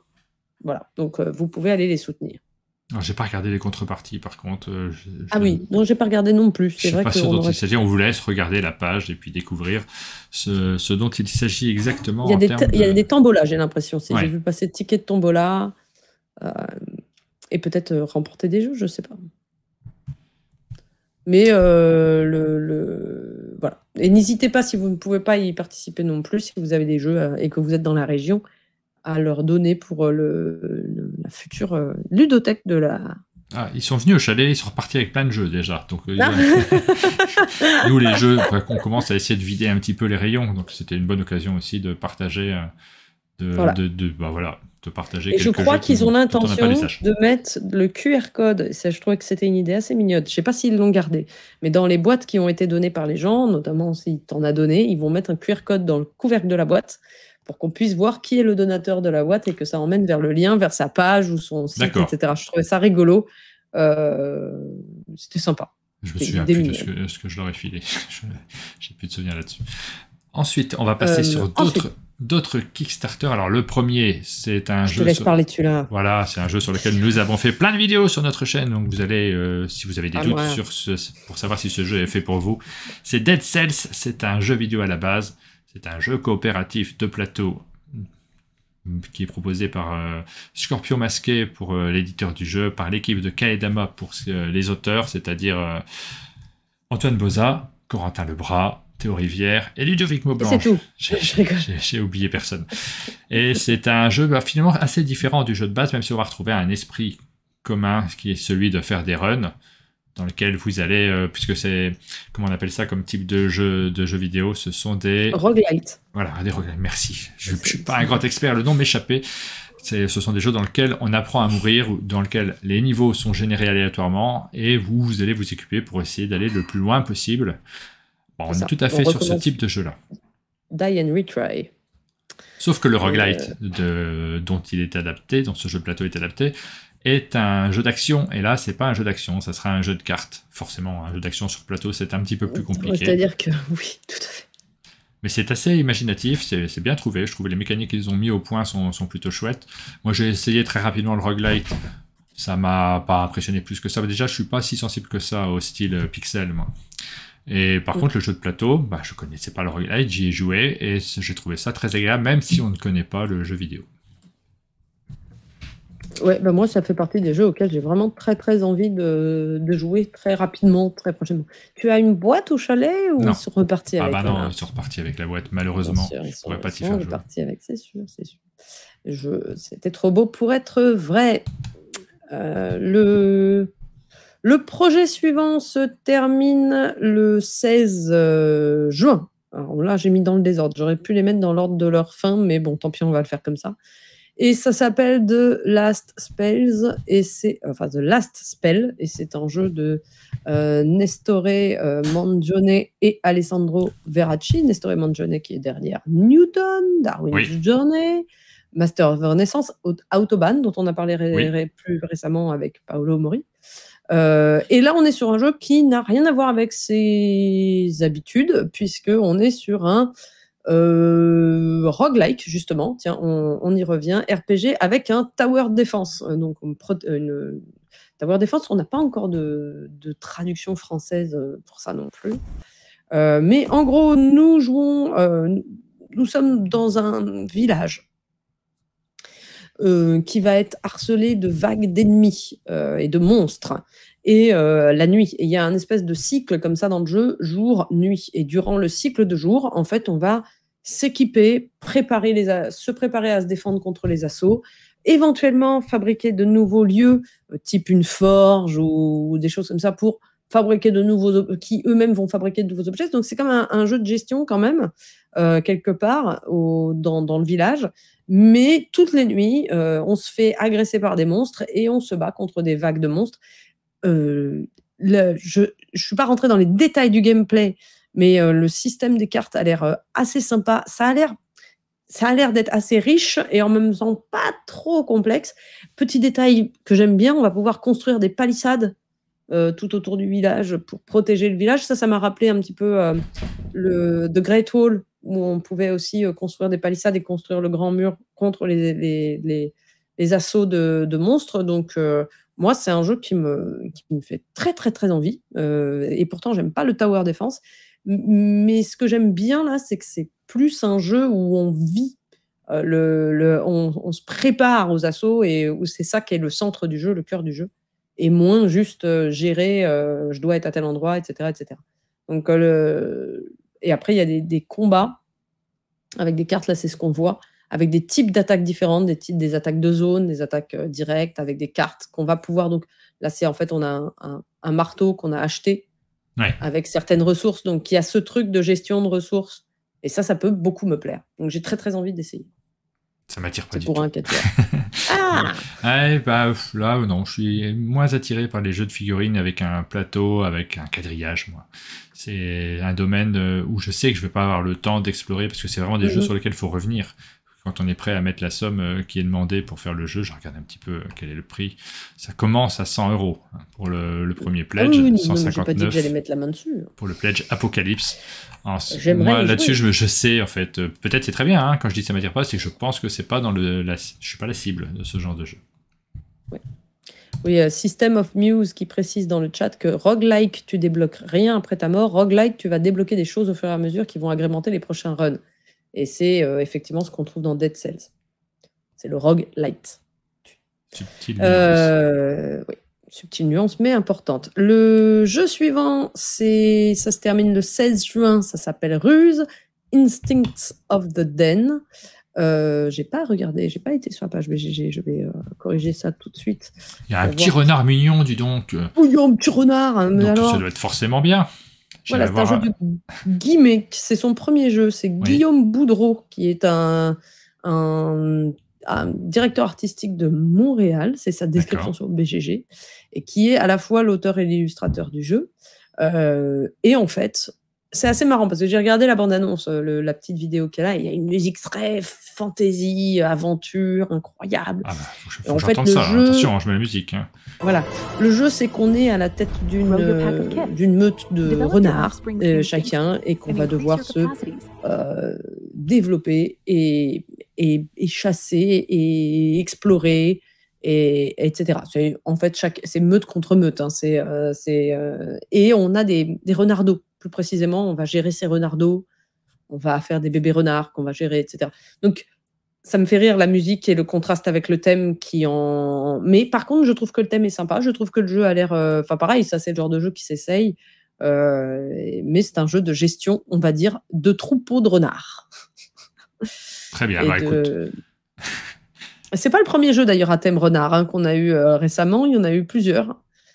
Ça doit bien marcher. Je regarde s'il y a une vidéo chez Renard Ludique, ce qui normalement ils auraient dû demander. Mais faut que mais que c'est drôle. Ah bah non, mais il faudrait. Non, il n'y a pas beaucoup de vidéos. Je regardais un petit peu. Voilà. Et donc on va faire des actions. Enfin, c'est je pense que c'est de l'action. D'ailleurs, c'est plutôt du dice placement, de l'action de placement de dés.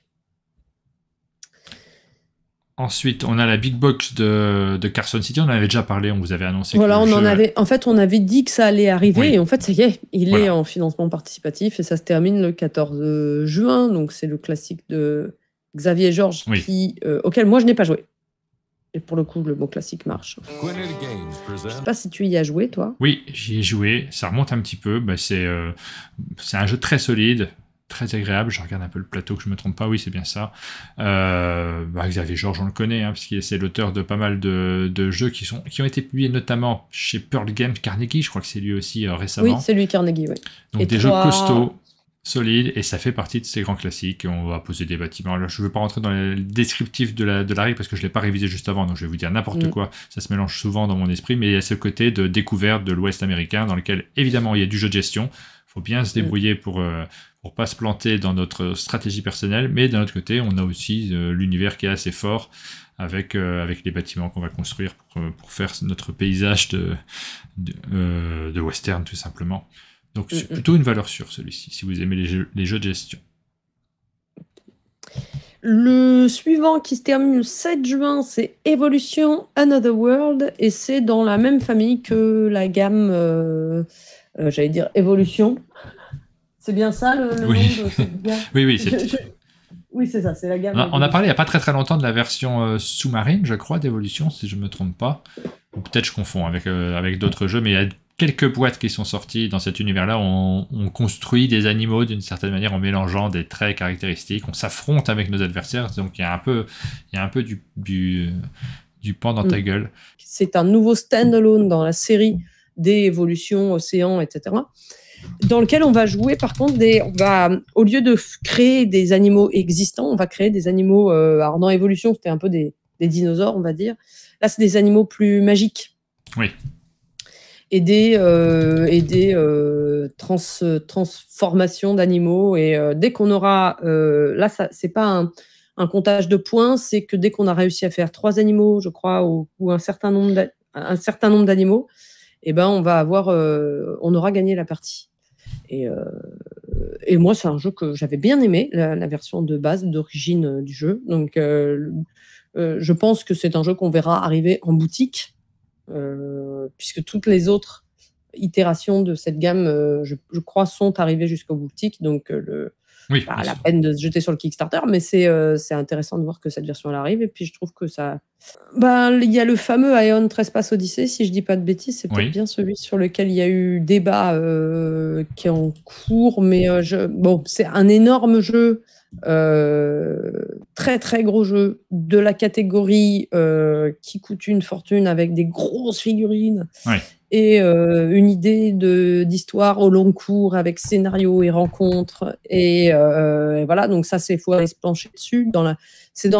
Ça peut être le tout ou rien, ce genre de jeu. Et ça peut être le tout comme un Houseworn où vraiment on vit une aventure marquante et trépidante. Mais bon, il faut avoir le temps. Hein. C'est un vrai investissement en temps. Celui-ci se passe dans un univers grec, comme l'indique le mot Odyssée, et avec des histoires de géants nous, on va jouer des argonautes qui vont réanimer des géants et des monstres titanesques qui vont s'affronter les uns aux autres. Et il y a toute une narration en parallèle de ça. C'est un jeu qui, si on en croit le Kickstarter, est acclamé par la critique. Si on en croit qu'Ocalop, voilà. On ne sait pas trop. Parce qu'il me semble que c'est ce jeu-là. Oui, c'était sur celui-ci. Oui. Voilà, donc l'affaire Quackalope. Alors non, on n'a pas parlé d'Apex Legends. On nous demande dans le chat si on a parlé de ce jeu-là. C'est un autre jeu vidéo qui est proposé actuellement sur Kickstarter. Moi, je ne l'ai pas étudié particulièrement. Je ne crois pas qu'on en ait parlé dans les précédentes émissions. C'est vrai qu'on ne s'attarde pas forcément à tous les jeux, sur tous les jeux. Et celui-ci, j'ai regardé très rapidement. C'est Apex, je crois que c'est un jeu qui est du type de... le nom m'échappe. Fortnite, c'est ce type de jeu-là, si je ne me trompe pas, hein, si je ne fais pas d'erreur, c'est un Battle Royale. Et donc, on a une version financement participatif board game qui est en cours de financement également. Je suis en train de la chercher pour vous le montrer, c'est sur Kickstarter. Je ne sais pas si tu l'avais regardé plus particulièrement celui-ci. Moi, ça m'attire moins. Donc, forcément, on regarde un peu les jeux qui nous tentent le plus. Alors, il y a Plume Bavarde qui dit un avis sur Racing Robot. Il fait partie des 2 derniers dont j'allais rapidement parler. Donc, voilà, Apex Legends, je vous lance la vidéo. Je ne l'ai pas étudié particulièrement. Est-ce que c'est un jeu auquel il faut jouer Est-ce que ça serait bien? Je ne peux pas vous le dire exactement. Oh là, ça m'a l'air énorme. Ah, ça a l'air d'être des figurines. Ça rentre qui tombe du presque, ciel. Oui, c'est presque hors de... Ah, mais on l'a vu, non? Ça me dit quelque chose. On l'a peut-être évoqué dans une précédente émission dans les jeux qui allaient arriver, oui. Non, mais je crois que j'ai vu quelqu'un y jouer dans le week-end où nous sommes allés. Ah, d'accord. Non, mais je crois qu'il y avait une boîte qui a circulé. D'accord. Si je dis pas de bêtises. Et c'est ça, hein, Dorade. Il y avait un gros décor sur une table et je me suis dit waouh, ça a l'air énorme. Ça sort presque un peu de mon...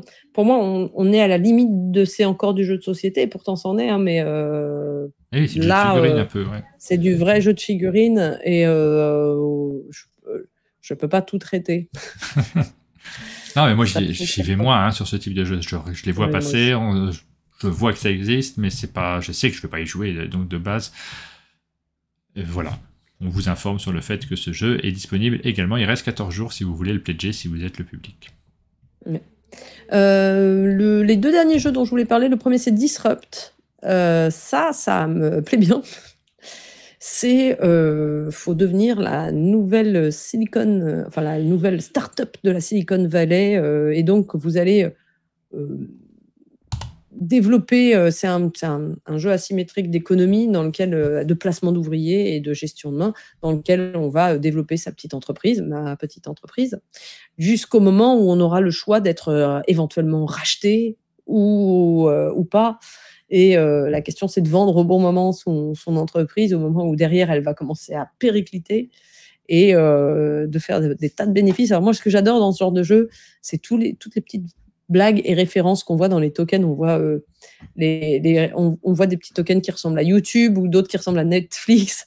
Et sur moi, ça marche. Hein, ça, c'est-à-dire que j'avais beaucoup aimé The Network où on faisait sa chaîne de télévision et où il y avait des faux programmes télé, etc. Donc là, on a un peu le même principe. C'est ça, c'est cela. J'aime bien. Et donc, on gère son entreprise, on essaye de faire qu'elle prenne de la valeur et on va la revendre éventuellement au bon moment. Et c'est le genre de jeu auquel j'aimerais bien jouer. Je ne sais pas si j'aurai jamais l'occasion d'y jouer, mais c'est pas un très très gros jeu hein, sur Kickstarter. C'est un petit projet qui est financé, mais petit. Et mais si j'avais l'occasion de tomber sur la boîte, j'aimerais bien l'essayer pour la blague. Et le dernier jeu, c'est Raising Robots. Oui. Qui, comme son nom le porte, alors lui, pour le coup, c'est un projet qui est bien suivi et bien financé largement, dans lequel nous allons élever des robots. Il n'y a pas 1000 façons de le dire. C'est un engine building game, donc c'est vraiment un jeu de construction de moteur, c'est-à-dire qu'on va utiliser des petits robots qu'on fabrique pour pouvoir fabriquer notre moteur, et ça va nous donner des actions, des fonctions, et pour pouvoir gagner. En gros, on est des scientifiques qui font de la compétition pour faire le plus de points de science ou le meilleur inventeur autour de la table. Alors, dans les personnages, on joue des ados, des enfants, mais il y a des références à des personnages célèbres puisque nous avons un tout petit Steven en chaise roulante. Stephen. Et voilà, et une ado Marie Curie. Et donc, on a des cartes en main en fait, on va jouer. Il y a un petit côté comme un Race for the Galaxy où on va choisir, ou Terraforming Mars, Race Expedition, où on choisit quelles phases de jeu vont être jouées à ce tour et la quantité d'énergie qu'on va pouvoir consacrer à ces phases de jeu. Et voilà, on fabrique son tableau. Ça aussi, c'est le genre de jeu, et le thème et le jeu peuvent être sympas. Il faut y jouer pour se faire une idée, mais c'est dans la catégorie de jeux qui m'intéresse bien. Voilà, ça c'est pour les jeux qui sont en financement participatif actuellement, que vous pouvez pledger. Peut-être qu'il y en a un qui vous a tapé dans l'œil. Il y en a plein qui sont toujours en cours, dont on vous a déjà parlé dans les précédentes émissions. On va passer rapidement dessus. Il y a la Familia, dont tu avais parlé, que tu nous conseilles toujours vivement. Toujours en cours jusqu'au 5 juin, ne le ratez pas. Jusqu'au 1er juin. Version française. Botany, on en a parlé. Axolot, Leviathan Wilds, très mal prononcé. Wishland, Dreams for America, on en a parlé la fois dernière. C'est les dernières heures de Clank Legacy, c'est encore 2 jours pour pouvoir le pledger si vous voulez Clank Legacy 2, la deuxième version de cette boîte-là. Et puis il y a des jeux qui vont arriver. Ouais, la grosse annonce qui va arriver, c'est Into the God's Grave de Lucky Duck Game, qui va arriver le 30 mai, donc bientôt, dans 5 jours. Et ça, j'ai très très envie d'essayer. C'est dans la même genre j'ai l'impression, de ce que j'en ai vu, qu'on est dans le même genre de famille que Destinies. Oui. Alors Destinies, il y avait des aspects qui étaient super et des aspects qui étaient plus décevants. Mais ça restait quelque chose de super intéressant à jouer. Et j'aimais bien l'univers un peu sérieux du jeu d'ailleurs. Et là, on retrouve du narratif, des dés, un côté RPG. C'est pas la même mécanique que Destinies. Il y a toujours une application. Il y a toujours, je pense, des choix à faire. J'en sais pas plus. Il se peut que j'en sache un peu plus prochainement. Mais après, il faut toujours voir quelle est la part du rôle de l'application dans le jeu. Est-ce que ça prend trop de place? Est-ce que ça prend pas? C'est un jeu à application. Après, là, il faut directement accepter le fait que dans ce jeu-là, il y a une application, il faut la suivre derrière. Effectivement, ça marche plus ou moins bien selon les jeux. Oui, je suis d'accord avec toi. Ça dépend des jeux. Tu vois, dans un jeu comme je sais plus, ils ont une future sortie, c'est The Dark Quarter. Là, tu sors vraiment pas du tout la tête de l'application. Mais pas du tout, du tout, du tout. Et il y a des jeux où ça marche bien parce que la mécanique à côté est quand même suffisamment porteuse pour que ça suffise. Donc là, il faudra voir. Mais là, j'ai l'impression qu'il y a du deck building et moi, c'est ça qui me plaît beaucoup, beaucoup, beaucoup, beaucoup dans l'idée. Et puis, je trouve ça assez beau. Donc, j'ai envie d'essayer. Nous, on a la boîte. Donc, c'est le Donc, 30. faudra qu'on y joue. C'est en cours de développement, là, tout de suite. Et c'est prévu. Il faut que je réponde au mail, d'ailleurs, parce qu'il faut qu'on télécharge l'application. On a également Firefly Collector Edition qui va apparaître. Ça, je vois que tu l'as noté uniquement. Je sais pas si Oui, non, c'était là, tout ça, là, j'ai pas de... Voilà. Cyclade, c'est un jeu sur lequel nous aussi on va faire une vidéo. On doit tourner le 15 juin notamment, donc le jeu va sortir après, pas très très longtemps après. C'est un jeu qu'on attend avec beaucoup d'impatience parce que c'est le grand classique de Ludovic Blanc et Bruno Catala qui va reparaître dans une Legendary Edition complètement retravaillée pour l'occasion. Et puis j'ai noté également El Bureau, un jeu La Granja, je crois qu'on en a déjà parlé. Donc dans une précédente émission, on vous a déjà annoncé que ce jeu serait financé sur Kickstarter également. Et donc ça sera sur GameFund et ça commence demain. Si je ne me trompe pas sur la date de lancement. Oui, c'est ça, un jour, 11 minutes. Donc, La Granja, c'est vraiment génial comme jeu. C'est un super jeu. J'ai jamais joué, j'ai très envie d'y rejouer. Ouais, moi, j'aime vraiment beaucoup, c'est tout à fait mon type de jeu. Et donc, celui-ci, c'est un petit peu au-delà, puisqu'on nous dit que c'est construit autour de la mécanique de la Granja, mais c'est un peu plus complexe, avec plus de flexibilité, plus d'interaction positive. On va découvrir tout ça. Moi, forcément, j'aurai un œil très attentif sur ce jeu. Publié par Spielworks et dont on espère une version française parce qu'il y a du texte quand même sur les différentes cartes.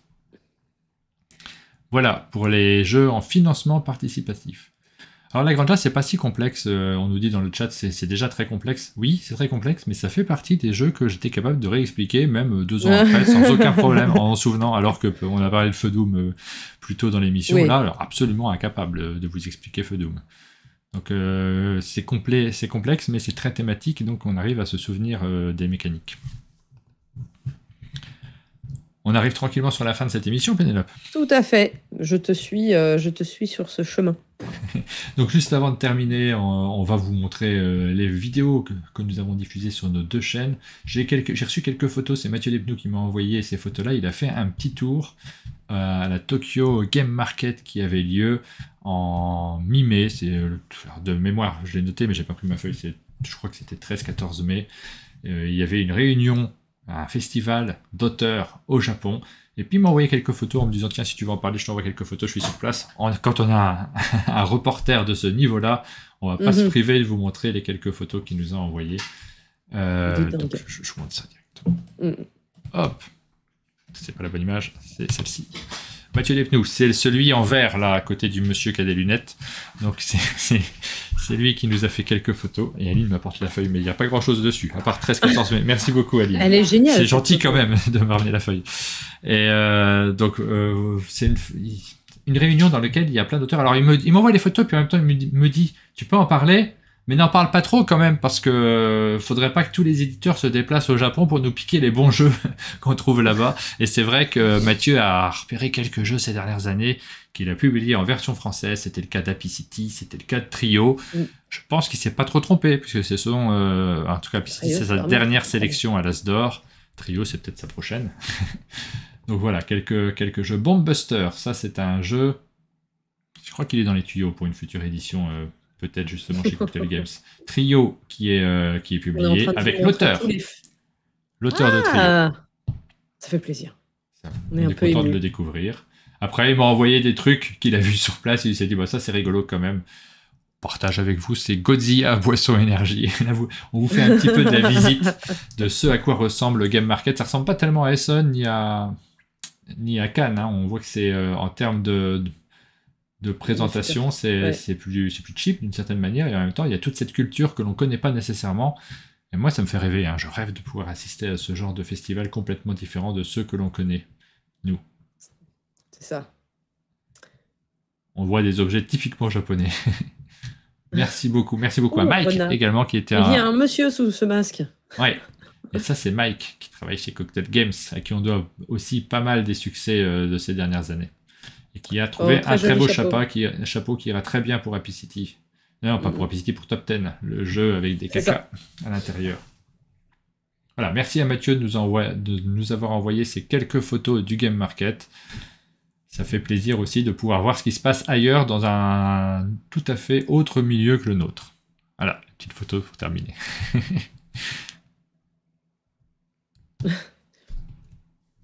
Les vidéos qui ont été... Oui, pardon, je t'ai coupé. Si nos envoyés spéciaux, ce sont les éditeurs. Des gens comme Mathieu Despnous, ça va. Ouais. C'est chic, c'est très chic.